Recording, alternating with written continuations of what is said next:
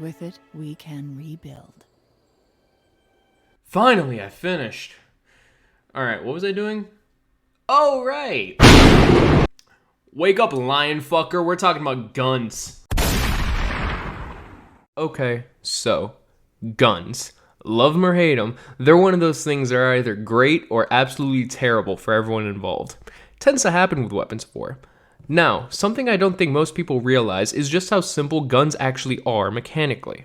I mean, it makes sense when you think about it. The more complex something is, the more chances it has to break or jam somewhere, which is obviously not desirable when, let's say, hypothetically, you're in a jungle on the other side of the planet and the trees have eyes. That's not the point though. I think a good way to show just how simple guns actually are is to go through its history and see its evolution. So, to start off, it's sometime around the 10th century AD. For context, the Vikings have just landed in Greenland, England has just started existing as something you could call a state, and the Toltecs just rose in Mexico. You don't know any of that though.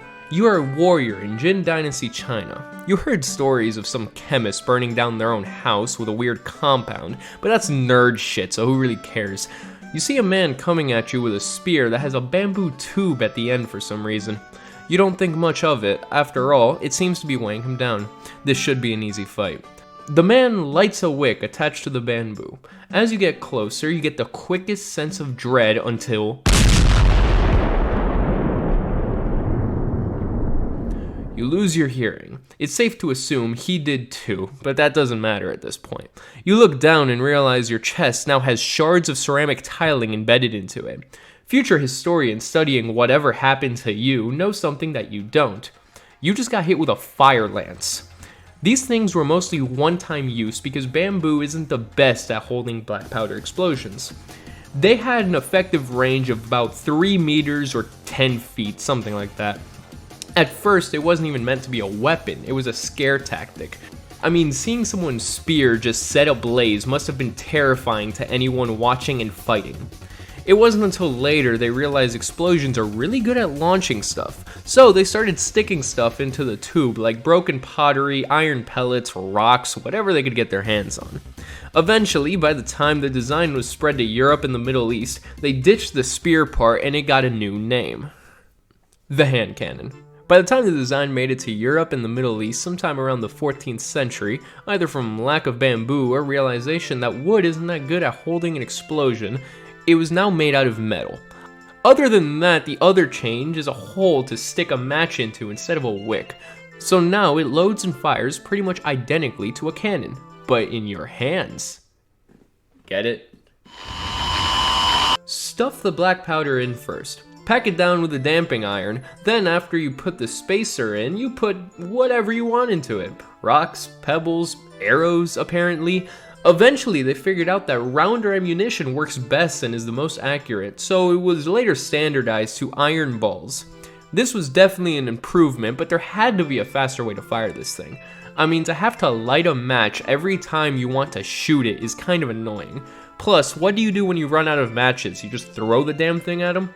Well, it turns out there was a solution. Instead of throwing a match into the hole when you wanted to start a fire, what if you hit the hole with a piece of flint? The spark from the flint should be enough to ignite the black powder.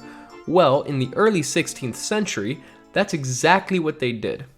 They made the flintlock mechanism. Instead of throwing a match into a hole, this put a piece of flint on a hammer. The hammer is cocked back and will only launch forward at the press of a trigger.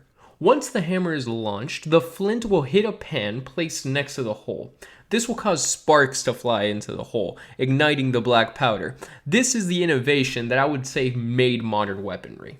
This mechanism was used to create staples of weaponry such as the musket, the flintlock pistol, and my personal favorite, the blunderbuss, which is the granddaddy of the modern shotgun.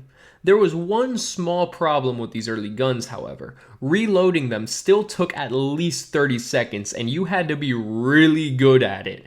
While there were strategies to work around this, like the volley fire formation, it didn't change the fact that reloading was simply annoying. Another innovation was needed. Not in the gun, however, but the bullet.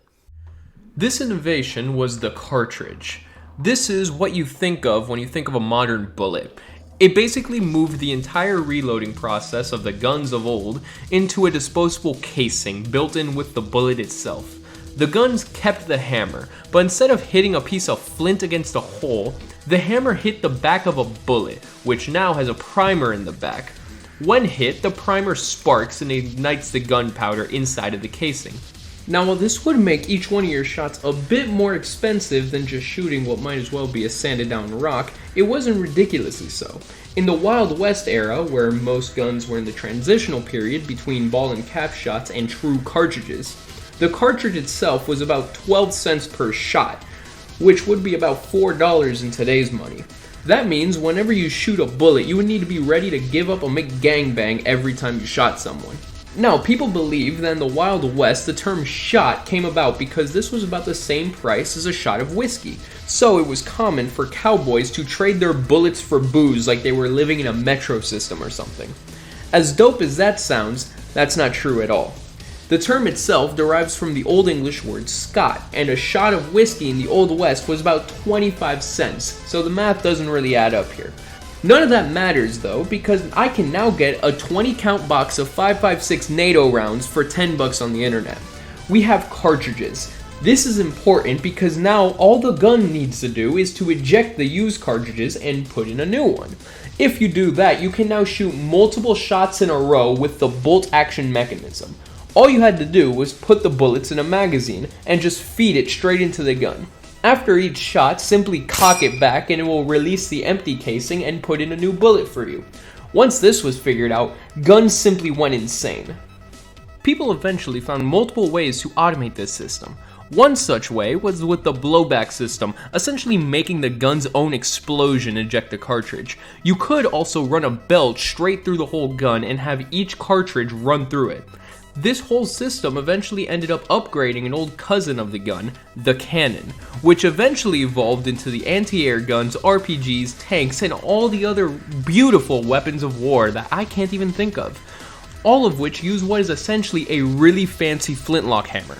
Well, I would love to go into more detail about how these systems work, but it's starting to get into a legal gray area, and I also think Uncle Sam wants his guns back. So with that being said... So yeah, that was my week. Yeah, I know it's been a year, get over it, I like how that sounds. I've been going through a lot of changes in the past year. Honestly, I'm still processing the changes. I mean, I'm about to have an apartment in a few months, that's fucking crazy. It's also kinda scary to me, I'm not gonna lie. It feels a bit like, I don't know. But I got this shit. I know I got this shit, cause if I don't have this shit, who will have it for me? Yeah, I think that makes sense. Fuck it, whatever. It was refreshing working on one of these again. I mean, I get to keep busy on my off time, and it's something creative I get to do. I don't have much else to say now. I just hope all of y'all have a fantastic day.